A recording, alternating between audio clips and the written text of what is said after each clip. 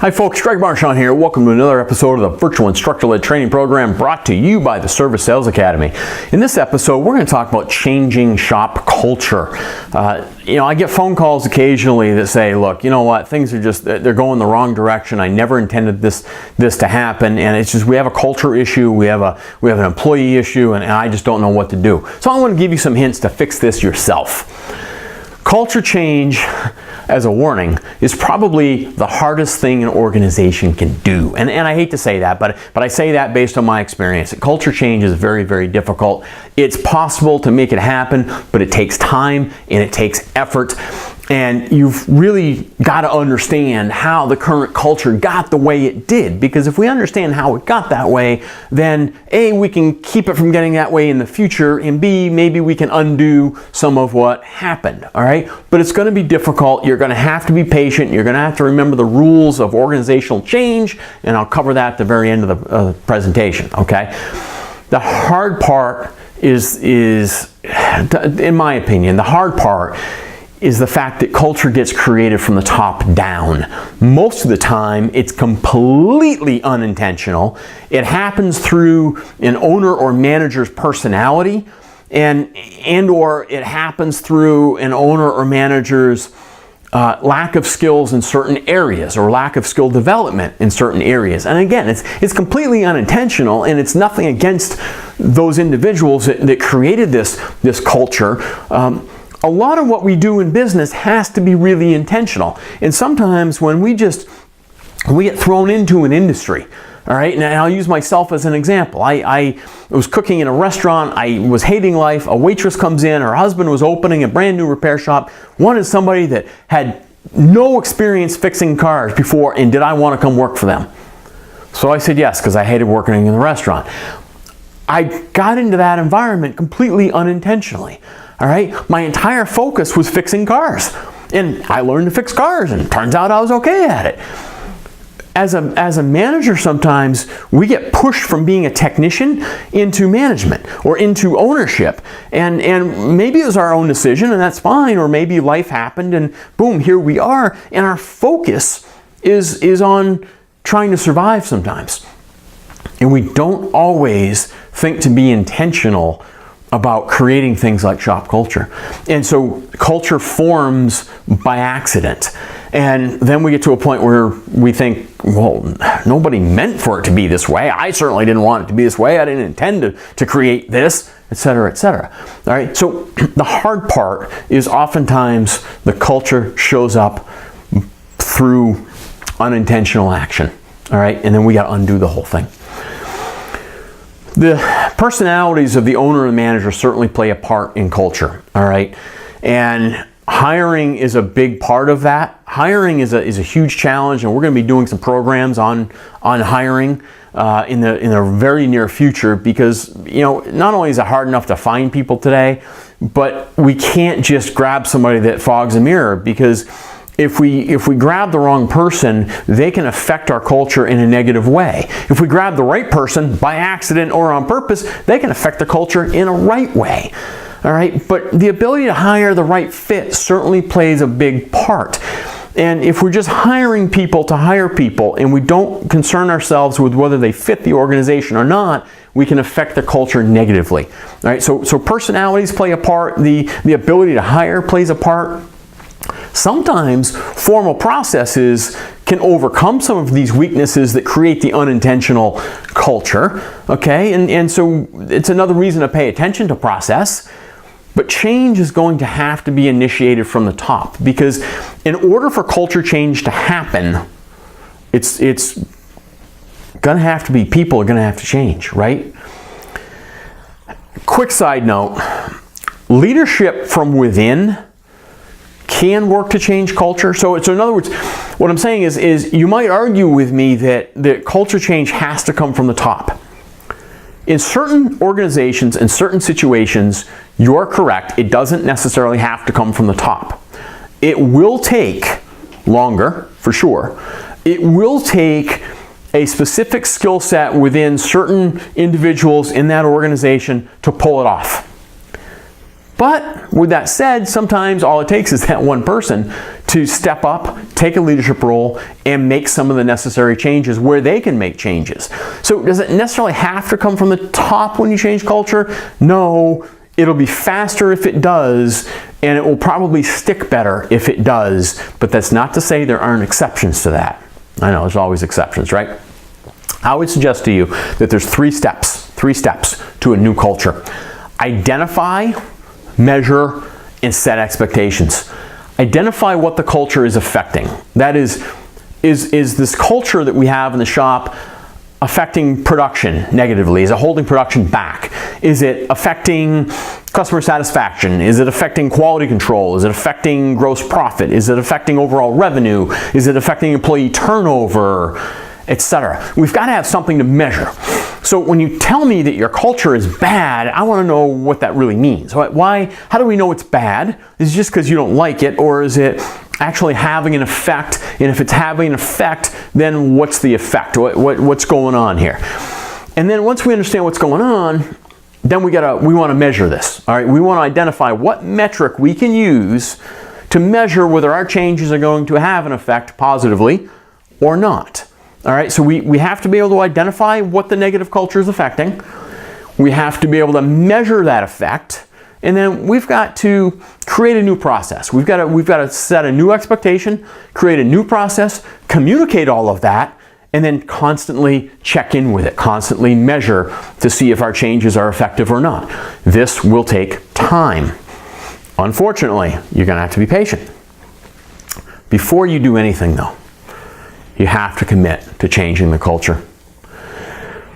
It's true with anything, right? You've got to say, this isn't working. This just isn't working. Sometimes that commitment is in people reaching out to me and saying, Greg, can you help us? Sometimes it's internally saying, I've had enough. Sometimes it's the husband saying to the wife, I can't do this anymore, this needs to change. Or the wife saying to the husband, why are you still doing this? Don't you see that this isn't working? Sometimes it's just internal with a manager and an owner, where they say, this just isn't working. We need to commit to change. We need to admit we don't have a healthy thing going on here. We need to change it. What don't we know? And egos play a part in our business, and that is, it's a huge issue. It's a huge issue. I've been involved in large organizations where they've said we need to change culture, and yet the egos in that room could not allow culture to change because they had created it and they could not let go. You've got to commit to letting go and commit to the future, all right? It can be a commitment by an individual or a group. It doesn't matter, but somebody has to commit to changing things. And sometimes the commitment is just to not support the current culture. Sometimes it's, I'm not going to play like this anymore. I'm just not going to do it. I'm out. All right, I'm going to do it a different way. I'm not buying into this. All right, it's unhealthy. It's toxic, if you will. We use that word a lot now, right? All right, so you've got to commit to changing culture or nothing's ever going to change. Culture is made up of people, all right? And employees and actions form an organization's culture. If you're going to change the culture, one or both of those, the employee or the action, has to be modified or changed. Now, in my position, most of the time, I do not change employees. I will not walk in and say that employee's got to go, even though I can see that they are toxic and they are the problem in the organization.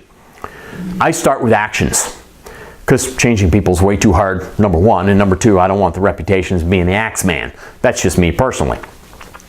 But if I change actions, generally what will happen is those individuals that don't want to play ball, as long as there's commitment by somebody at the top or a group of people, and they will implement the new actions and create accountability for the new actions, then those that don't want to play ball with us, they'll figure that out and they'll leave on their own. So I try to change actions. The 3 steps, right? We've got to identify the effect. What is the current culture impacting that we don't want it to impact? Where's that negative impact? Is it poor production? Is it affecting our gross profit negatively? Are we upsetting customers? Are we losing customers? Are we losing employees? Is there something else that's going on? Are our work hours getting shortened because nobody wants to be here?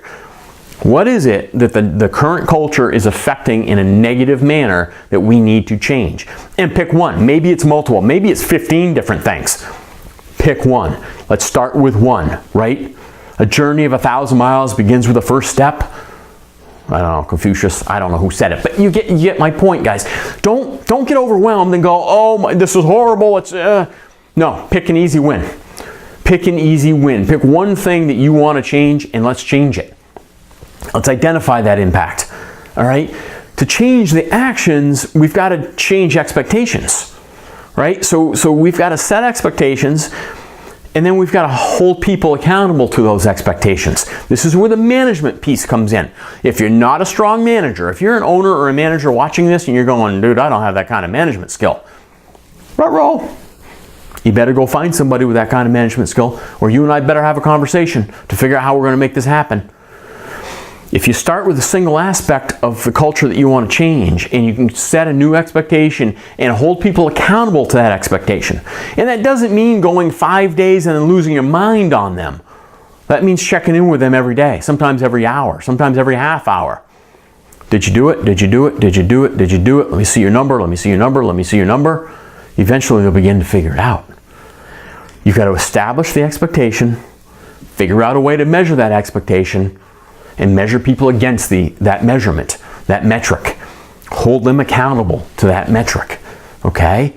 Tell them when they've done well, tell them when they haven't done well. Here's an example. We want a customer first attitude. Okay, so we want the culture to be customer first. What does that look like? I mean, how do we measure customer first? You know, why aren't we customer first now? Well, how many comebacks we have? We can't be customer first. Okay, let's start with comebacks then. Maybe it's how many shuttle rides we give in a day. Maybe it's the vehicles being finished on time.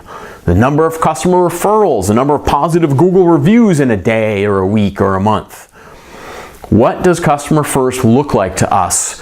What is the one thing that we're going to change that will mean customer first to us, and how are we going to measure that one thing?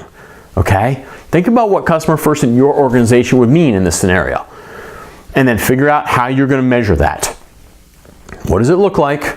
What metric goes along with it? And I don't care if it's tick sheets on a piece of paper. Sometimes the metric can be that simple. All right? It just has to be a simple way of measuring that what we're currently doing and that we're changing it. We're doing more of it or less of it, whatever it might be. Comebacks you want less of, okay? Shuttle rides you maybe want more of. So that's just kind of a general example. I don't know what piece of the culture you want to change in your shop, so think about that for you.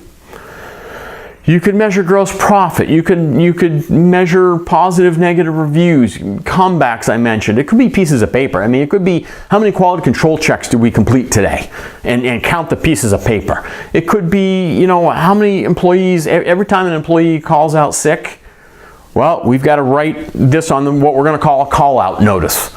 And we'll track those in a month, and we'll know that the culture is turning around if we have fewer call-outs because people are sick, all right? Or maybe we have a toxic work environment. I don't know.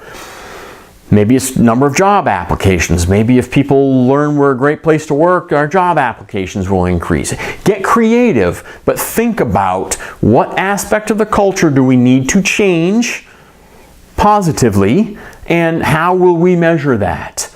And then begin measuring it. Once you've identified the metric, the change you want to make, and the metric, hold a meeting. I know I'm big on meetings, but guess what meetings are? Meetings are communication. So let's communicate more. Let's hold a meeting. Let's say, here's what the metric is. Here's what we're trying to do. And this is what the new normal is going to look like. Let people complain. Let people vent. Let people get it out there. And then come back to, here's what the new normal is going to look like. This is the expectation for you, and you. Everybody has to have the expectation to make the new normal happen. So, service counter. We're expecting, 5 more follow-up phone calls a day. Technicians, we're expecting 5 more courtesy inspections a day. Whatever the new normal looks like. Okay? We expect everybody to show up on time for the next 4 weeks. The expectation is everybody punches in before 8 a.m. Everybody needs to be here before 8 a.m. and punch in before 8 a.m. All right, here's what's going to happen. The new normal is we have everybody here before 8 o'clock when we open the doors. That's the new normal. Here's what's going to happen. If you punch in at 8 o'clock or later, you'll get written up the first time it happens. Second time it happens, you'll get written up again with a final warning. Third time it happens, we're going to ask you to take some time off unpaid. All right, you create the new normal. You create the metric for it, the rules around it. You set the expectation for every single individual, everybody in the organization, because culture is people within the organization, right? And then you hold everybody accountable to it. But you've got to constantly communicate, all right? You can't just set it and forget it. You've got to review that metric every day. You've got to have conversations about the new normal every day. What's working, what's not working. Get feedback on who's doing well. Get feedback on who's not doing well. Often just having a goal will be enough to begin a change. All right, we talk about goal setting in some other programs. Goal setting really, really works. All right, if everybody starts to make money, generally culture will start to change. And if you've got somebody that's being really, really negative, look, there's other ways of handling this too. And unfortunately, we don't have hours to talk about this. But you know, depending on what specific culture change you need to implement, there's ways of doing it. Shoot me an email, give me a call. All right, I'll be happy to talk to you about it. There's ways of changing the culture in your organization. It's hard and it takes time, but with constant communication, with new expectations, and with some metrics, you can do it. Remember that J curve of change, right? Here's where you are now. And as you implement change, efficiency and productivity drop, and the negative voices get really, really loud. Told you it wouldn't work, told you it wouldn't work, told you it wouldn't work. The last thing you want to do is give up and go back to the old norm. Because eventually that J will bottom out, you'll swing the corner, and you'll start to climb, and you'll get the growth. All right, so remember that J curve of change. Stay patient. Stay patient, continue to communicate, continue to hold people accountable. All right, and sometimes accountability is just asking. It's just asking. Okay, I wanted to change gross profit one day. I set a gross profit target, and every single time I was in that shop, I would just ask, where's your gross profit today? Where's your gross profit today? Where's your gross profit today? And eventually those individuals started checking for it themselves. You got to see where it is. It's triple what it used to be today. All right, sometimes it's just accountability is just asking, but you got to have the metric.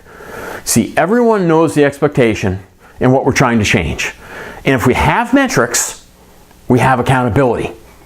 And those that don't want to play by the new rules, oftentimes they'll move themselves on. All right, and they'll continue to evolve that culture within your shop. Because as the negative pieces start to move out and you hire intentionally the new fit, the better fit, culture change will continue and you'll build the inertia. Once you have the accountability tool, the metrics, you can change part of a culture and you can replicate it with another metric, with another part of the culture. And if someone does move along, just be more intentional about hiring a better fit next time. Overall, you're going to change culture. It'll take time, but you will change the organizational culture within your organization. I promise you. Identify what you want to change, measure it, set the expectations. Hold those people to those expectations. Create that accountability, and you will create culture change. Folks, there's so much more to this. If you want to know more, shoot me an email, send me a text, give me a phone call. I'll return your phone call, I promise. And till we meet again, keep up the great work and never stop learning.